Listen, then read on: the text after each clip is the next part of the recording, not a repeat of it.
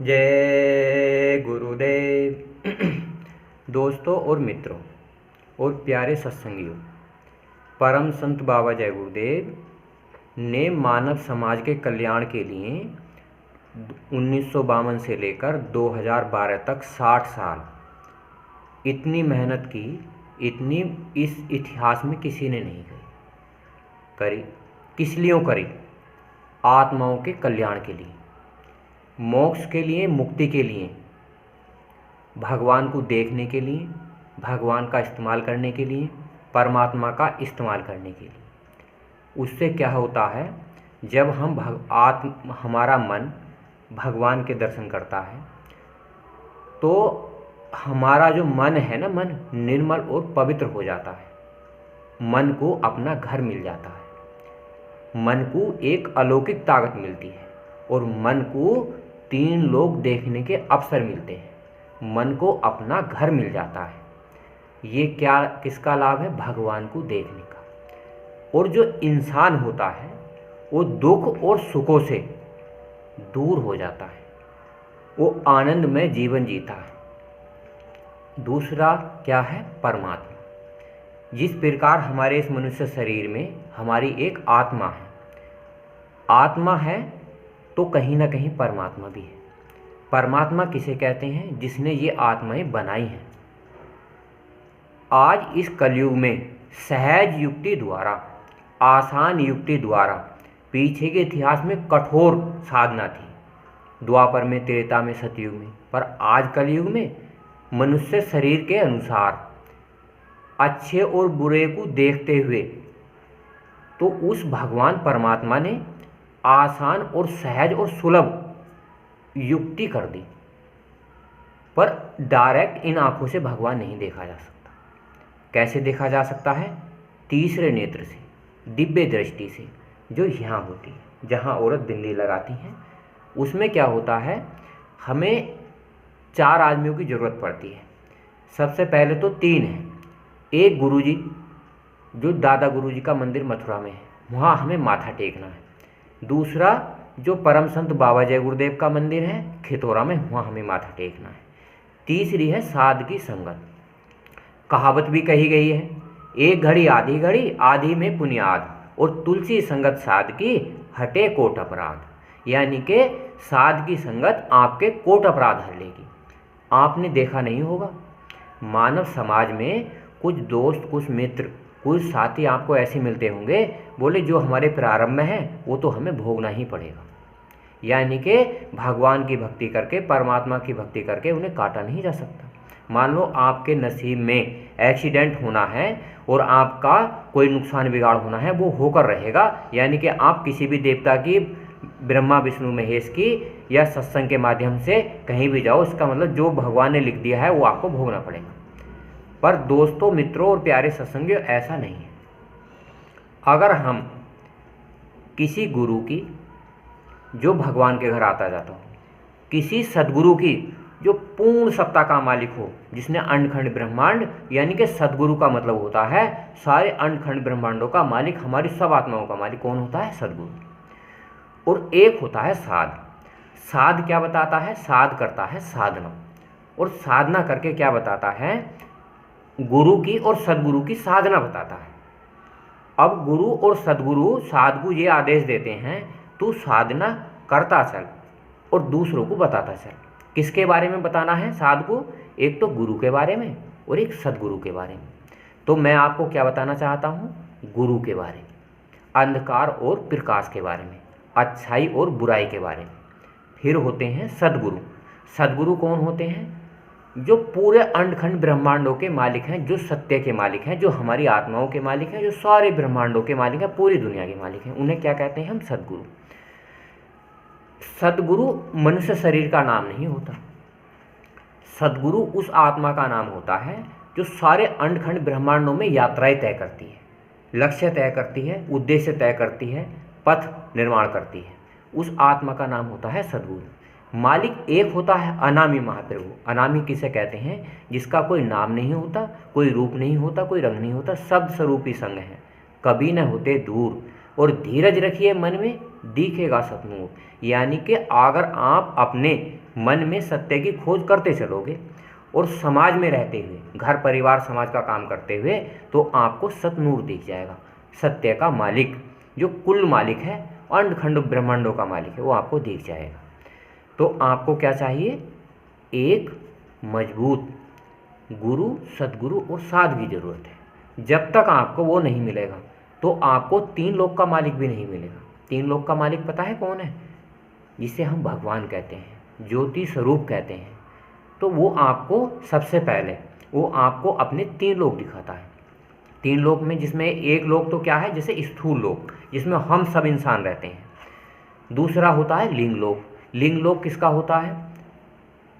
शंकर भगवान का। बैकुंठ लोक किसका होता है? विष्णु भगवान का। स्वर्ग लोक किसका होता है? देवी देवताओं का। जब हम किसी सद्गुरु की पूजा करते हैं, गुरु की साधना करते हैं और साध की संगत करते हैं, तो हमें ये तीन लोग साफ साफ स्पष्ट दिखाई देते हैं आंख बंद करने के बाद। तो अगर हम चाहते हैं कि हम भगवान की, सद्गुरु की भक्ति करें, तो आप सबको 1 घंटे का समय सुबह और 1 घंटे शाम देना पड़ेगा और आपको शाकाहारी रहना पड़ेगा। ऐसा करने से हमारे लिए क्यों अनिवार्य है, ये भी सोचना चाहिए। अगर हम किसी सद्गुरु की सादगी और गुरु की भक्ति नहीं करते, भगवान की भक्ति नहीं करते, देवी देवताओं की भक्ति नहीं करते, तो हमारी ये जो आत्मा है, जो मनुष्य शरीर में 100 वर्ष तक का जीवन है, इसी संसार में 84 लाख जीव जंतु होते हैं। जैसे कीड़े मकोड़े, मच्छर मक्खी, जितने भी जीव जंतु हैं ये, इन इसी आत्माओं को उनमें सबको भ्रमण करना पड़ेगा। आपको कोई गारंटी देने वाला नहीं कि आप उनमें या जाओ या ना जाओ। आपको भूत वर्तमान भविष्य का पता नहीं। अगर आप गुरु की और सद्गुरु की साधना करोगे और साध की संगत करोगे, तो आपको जीते जी समय से पहले 1 साल, सवा साल, महीने, 2 महीने में अगर आप सही ढंग से 1 घंटा युक्ति करते हो, तो उन लोगों में, सारे लोगों में अपनी आत्मा को और उस भगवान को, अपने मन को और इंसानों से प्रेम करना पड़े। जब भी तो लिखा है शब्द स्वरूपी संग है।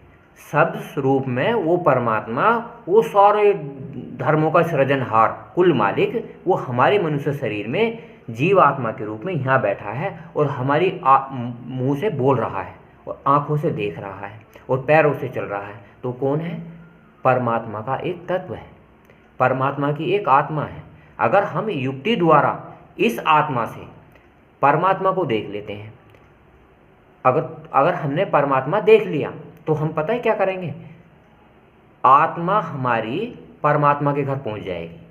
अगर हम परमात्मा के घर को देख लें और भगवान का घर देख लें, तो हम फूले नहीं समाते। मतलब हमें इतनी वासनाएं आ जाती हैं, जैसे काम की तीव्र वासना आती है, क्रोध की वासना आती है, लोभ की वासना आती है। तो जो हमें दिखता है वो हम समाज में और अपने घर परिवारों में, यार दोस्तों और मित्रों में बताना चाहते हैं। क्यों बताना चाहते हैं? जिससे उस परमात्मा का निरादर हो जाए। अगर उसका आप बताओगे तो उसका निरादर हो जाएगा। कुछ चीज़ें ऐसी होती हैं जो छुपाने की होती हैं, जिस प्रकार भोजन और भजन और नारी। भोजन को हमें छुपाना चाहिए, एकांत में खाना चाहिए। भजन, जो हम इस लोक से उस लोक को आते जाते हों, वो हमें किसी को नहीं बताना चाहिए, सिर्फ गुरु के। और नारी ये हैं सब पर्दे के अधिकारी। तो इसी कारण से अगर दोस्तों, मित्रों और प्यारे सत्संगियों, मैं आपसे कहना चाहता हूँ, अगर आज ये युग कैसा युग है? मलिन युग। मलिन उसे कहते हैं जो दुख भी बहुत है और सुख भी बहुत है। आदमी इतना दुख कर रहा है, दुख होते हुए भी वो दुख बयान नहीं कर पाता और दूसरों से कहता है मैं सुखी हूँ। दुख होते हुए इतनी पीड़ाएं सहता है कि आत्मा को झंझोड़ दिया जाता है और दुख की इतनी पीड़ाएं मिलती हैं जो अनगिनत होती हैं। अगर हम भगवान की भक्ति कर लेंगे 1 घंटा सुबह और शाम, तो आत्मा को आज़ादी मिल जाएगी और मन को आज़ादी मिल जाएगी और शरीर संतुष्ट हो जाएगा, निर्रोग हो जाएगा, जो रोग ना होने वाला है। अंत समय तक, जब तक इस शरीर में प्राण रहते हैं, भगवान की भक्ति सही युक्ति से कर ली जाए तो आत्मा निर्मल और पवित्र हो जाती है। ये कितनी है? सहज योग। अगर आप इस कलयुग में, परम संत बाबा जय गुरुदेव ने कहा था, सुमर सुमर नर उतरई पारा, कलयुग केवल नाम आधार। कलयुग में नाम का आधार है, और सुमर सुमर नर उतरई पारा। हर नर, हर प्राणी, हर मानव समाज का इंसान सभी धर्मों के, अगर हमें सही नाम मिल जाए, नाम सब दे रहे हैं संसार में, जितने भी संत महापुरुष हैं, जितने भी पीर पैगंबर हैं, जितने भी मौलवी या मुल्ला हैं, सब नामदान दे रहे हैं अपने अपने मजहब के अनुसार। पर कोई एक आदमी इस सृष्टि में भगवान की आत्मा, परमात्मा की आत्मा आती है, उसके द्वारा ही सभी धर्मों को मोक्ष मिलता है। मोक्ष कहते हैं भगवान के दर्शन, भगवान के 3 लोक देखने का अवसर। उसी के अनुसार हमें परमात्मा दिखाई देता है, बाकी के किसी के परमात्मा दिखाई नहीं देता। क्योंकि परमात्मा उनके द्वारा क्यों दिखाई नहीं देता? क्योंकि जो इंसान उन लोकों में ना आता हो ना जाता हो, वो आपको ज्ञान दे सकता है। ज्ञान कैसे दे सकता है? जैसे 4 वेद किसने बनाए? ब्रह्मा ने। ब्रह्मा को 4 वेद किसने दिए? उनके पिता ने। किसने दिए? निरंजन भगवान ने। वेद उनकी वाणी से निकले। तो वेद को हम सब ऋषि मुनि महात्मा साधु संत उनका बखान कर रहे हैं। बखान करने से आत्मा में ज्ञान आ जाता है, अच्छे और बुरे की पहचान हो जाती है, पर आत्मगति नहीं होती। आत्मा परमात्मा से नहीं मिलती, मन भगवान से नहीं मिलता। आज दोस्तों और मित्रों, अगर आप मेरी इस वीडियो को देख रहे हैं तो आज आप अभी से ही 1 घंटे सुबह और 1 घंटे शाम परम संत बाबा जय गुरुदेव को समय दे के देखिए। आपको महीने 2 महीने में आत्म जागृति होनी शुरू हो जाएगी। पर आप साधकी संगत जरूर करें। साधकी संगत से आपको जिस प्रकार 16 कलाएँ होती हैं ना, इंसान के अंदर 16 कलाएँ होती हैं। कलाएँ किसे कहते हैं? ये लोक होते हैं। जैसे स्वर्ग लोक है, बैकुंठ लोक है, एक लोक निरंजन भगवान का है, कारण लोक है, एक सतलोक है, ये ब्रह्मलोक है। ये क्या है? लोक है। साध जब एक लोक में जाओगे, अगर आप साध की संगत नहीं करोगे तो आप दूसरे लोक में नहीं जा सकते। क्योंकि जब तक साध, सदगुरु या गुरु नहीं बताएंगे तो आप दूसरे लोक का भ्रमण नहीं कर सकते, वहीं रुके रहोगे। आप ये सोचोगे घर परिवार का, समाज का तो काम करते रहें, पर हम आत्मा का और मन का काम ना करें, तो आपको संतुष्टि नहीं मिलेगी। ये समय व्यर्थ चला जाता है, जीवन समाप्त होता चला जाता है, पर हम भगवान और परमात्मा को प्राप्त नहीं कर सकते। आज ये इतना शुभ अवसर है, परम संत बाबा जय गुरुदेव ने हमारे लिए, मानव कल्याण के लिए, मोक्ष और मुक्ति के लिए इतना सहज और सुलभ साधन कर दिया है, जिससे कि आप भगवान को और परमात्मा को प्राप्त कर सकते हो।